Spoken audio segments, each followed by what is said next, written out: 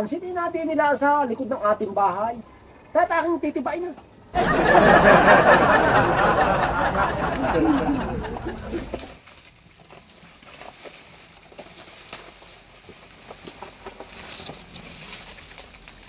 O na nga eh.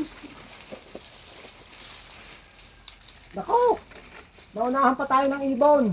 Ubus na ang isang piling eh, ba't hindi natin napansin? Kanyang ina, ano kayang maganda din eh? Di tayo marami pa saging diyan.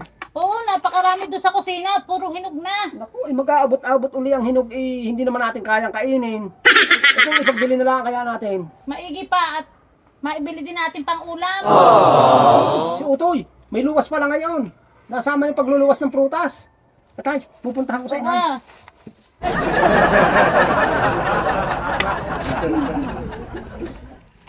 Yo, Utang! Oh, May luwas ka kayo ngayon? meron nga. Ay, ako'y nakatiba ng isang buwig na saging. Ay, ari, pagbibili ko sa iyo. Aking piniling na at nalagay ko sa sako. Ay, saging lang. Wala Oo. kayong mga nangka o tsaka papaya. Ala, yung aming nangka, maliliit pa ang bunga at saka yung papaya. Pagka may 2 linggo, ipagbili na rin yan. Saging at ating titimbangin. Buksan ninyo at ating bibilangin kung ilan. Ala, ay, ayaw ko ng bilang. Ay, bakit? Bakit ba naman yung mamimili na saging? Hindi ko alam kung nakapag-grade 1 ba yan. Karami, hindi marunong bumilang. Kinong, gusto ko Ay, saging kinong. na rin. Matuwi din eh. Ating kikiluhin. Ayos kaya yung kiluhan. Oo, yan. Hindi ka madaya yan. Walang daya yan. Oh. Ano ngayon ang kilo? Batchingko. Hindi ka ma-30 man lang, utoy. Hindi, na kami namin may abutin din. Ay, luluwas kami. Ayan, ako'y uhol pa eh sa siyam. Oh, ay gawin mo na siyam. At sa sunod ka na lang bumawi. Siyam na 25. Sige, kano yung 225?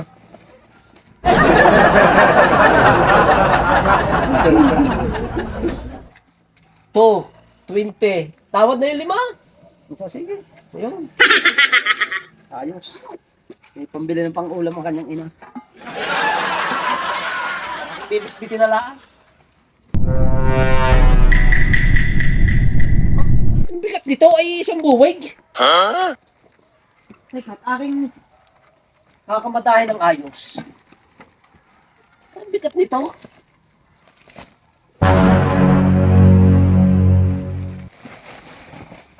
Ay, naku po! Ay,